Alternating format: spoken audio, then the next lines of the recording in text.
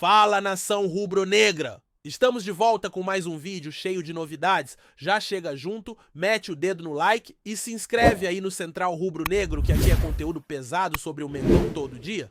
Bora pra mais uma resenha, meus amigos! Segura essa bomba que acaba de explodir no mundo do futebol.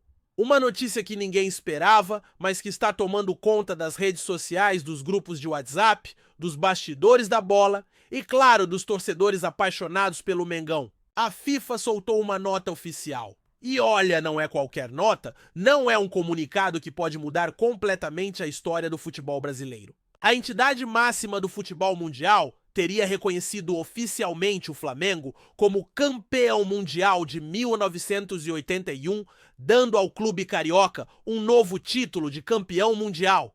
É isso mesmo que você ouviu. A FIFA, após anos de discussões e revisões históricas e pressão de diversas entidades e jornalistas especializados, resolveu mexer no passado e dar ao Flamengo o que muitos já consideravam de direito, o status oficial de campeão mundial daquele ano. E claro, isso está gerando um alvoroço gigantesco. Imagina só o rubro-negro agora podendo bater no peito e dizer que tem 2 títulos mundiais reconhecidos pela FIFA. As redes sociais entraram em ebulição, torcedores rivais estão surtando e a imprensa esportiva não fala de outra coisa desde o anúncio? Mas será que é isso mesmo? Vamos aos detalhes dessa reviravolta. Segundo fontes que circulam entre os jornalistas de bastidor e também gente ligada à própria entidade, a FIFA teria realizado uma reavaliação de títulos intercontinentais. E como parte dessa revisão histórica, decidiu que as edições da Copa Intercontinental, realizadas antes da criação da Copa do Mundo de Clubes, seriam agora reconhecidas formalmente como títulos mundiais. E nesse pacote, claro, entrou o Flamengo de 1981, aquele time mágico comandado por Zico Júnior, Leandro Nunes e companhia. O que a FIFA estaria fazendo, segundo essa narrativa, é alinhar a história do futebol com uma lógica mais justa, reconhecendo que a disputa entre campeões europeus e sul-americanos naquela época tinha sim peso de mundial. Afinal, era o duelo entre os 2 continentes mais fortes do planeta. Se confirmada essa decisão, abriria espaço para outros clubes também reivindicarem esse selo, como o Grêmio São Paulo e até o Santos de Pelé em anos anteriores à própria criação da competição oficializada em 2000. Mas a grande bomba é mesmo o Flamengo, que agora teria oficialmente 2 títulos mundiais no currículo 1981 e 2019. E isso, meu amigo, é munição pesada na guerra eterna de números entre os gigantes do futebol brasileiro. O mais curioso de tudo é o momento dessa revelação. Por que agora? Porque justamente nesse ponto da história, a FIFA decidiu soltar essa nota que muda o jogo? Algumas teorias já estão circulando e, como sempre, há muita especulação envolvida. Tem gente dizendo que isso seria uma tentativa da FIFA de se aproximar mais da Conmebol numa estratégia política para fortalecer alianças no cenário global do futebol. Outros acreditam que isso seria uma resposta à pressão crescente de clubes sul-americanos que vem pedindo mais respeito e valorização histórica dos seus feitos, sobretudo num momento em que o futebol europeu domina financeiramente o cenário.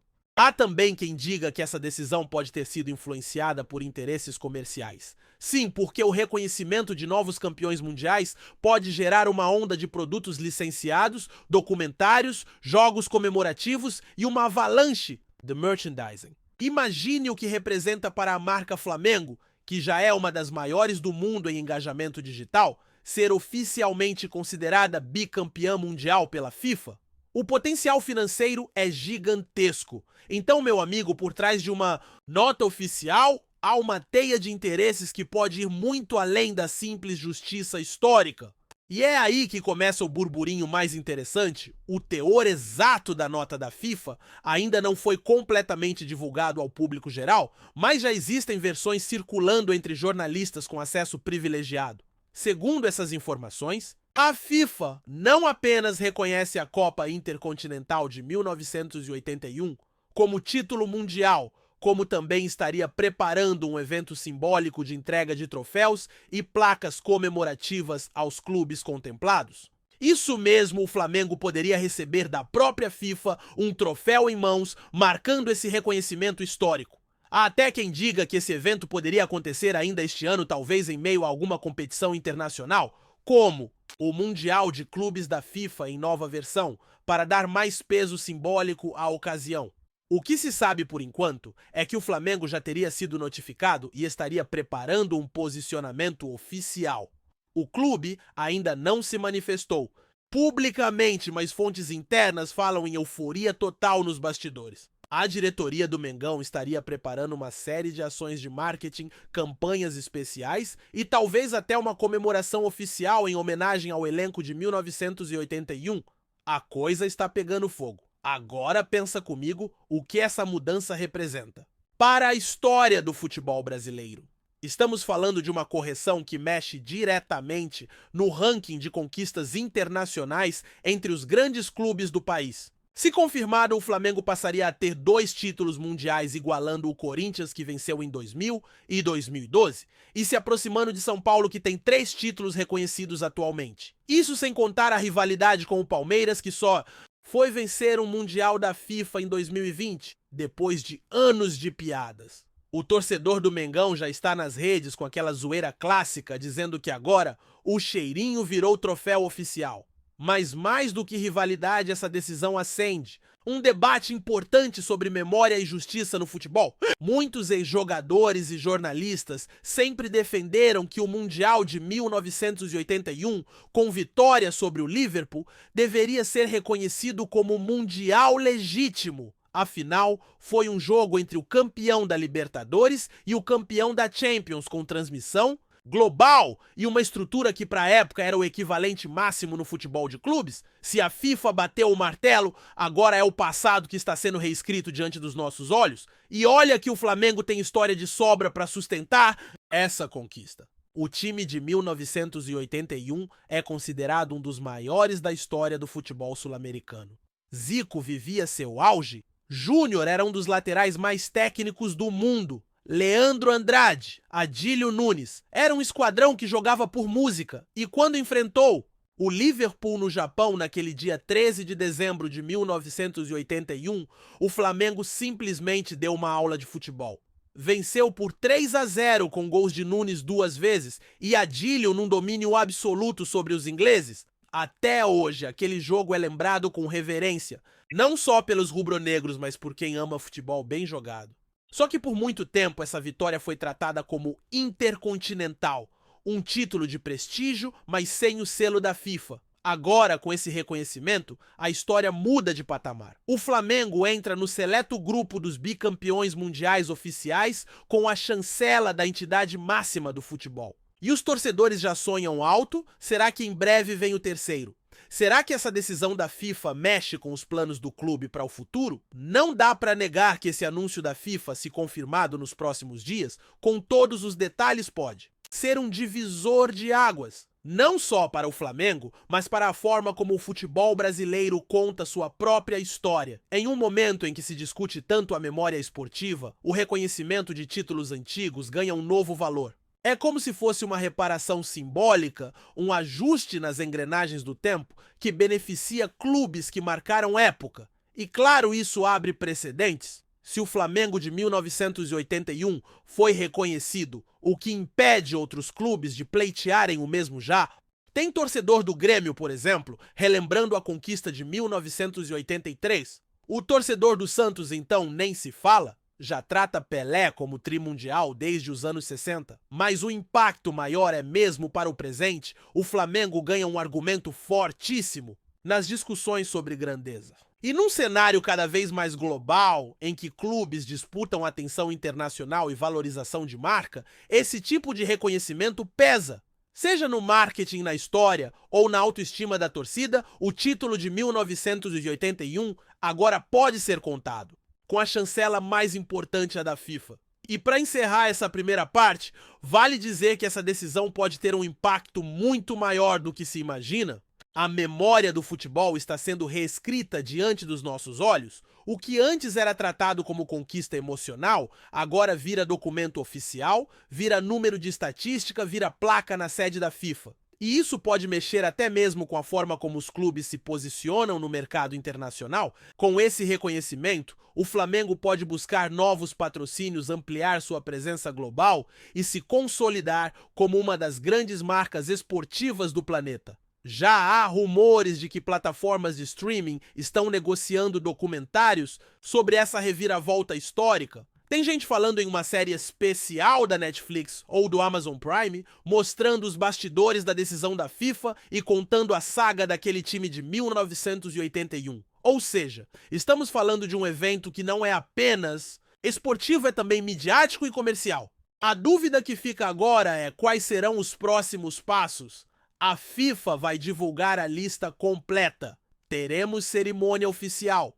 E o que dizem os rivais? No próximo bloco, vamos mergulhar ainda mais fundo nessa polêmica que promete sacudir o futebol brasileiro nos próximos meses. E se você achava que a história parava por aí, segura firme, porque o burburinho está longe de acabar. Nos corredores da CBF, o clima é de euforia contida. Segundo fontes ligadas à entidade, a Confederação Brasileira de Futebol já estaria preparando um documento oficial em apoio à decisão da FIFA, algo como uma nota de acolhimento ao novo título mundial do Flamengo. Isso não seria apenas um gesto simbólico, seria uma forma de endossar a decisão e colocar a conquista dentro do calendário oficial do futebol nacional. Há até conversas internas sobre incluir o título de 1981 no site da CBF com direito a nova linha na galeria de campeões mundiais. É o tipo de gesto que pode gerar uma onda de revisões também dentro da imprensa esportiva, nos programas de TV, nas mesas redondas e até mesmo nos videogames de futebol, onde títulos mundiais são contados com critérios bem específicos.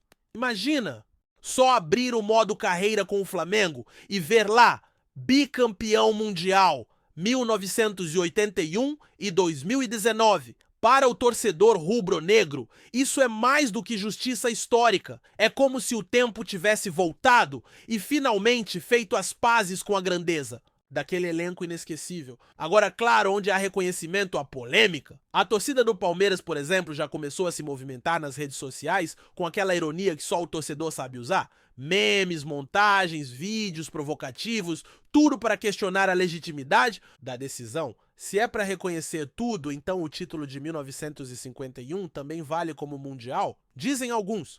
E aí a discussão volta com força total.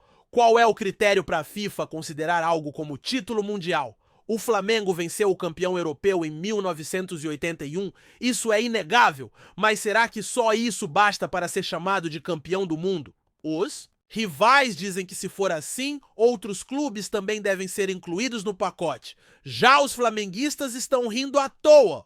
Dizem que agora a discussão acabou e que quem tem mundial de verdade não precisa chorar por um selo.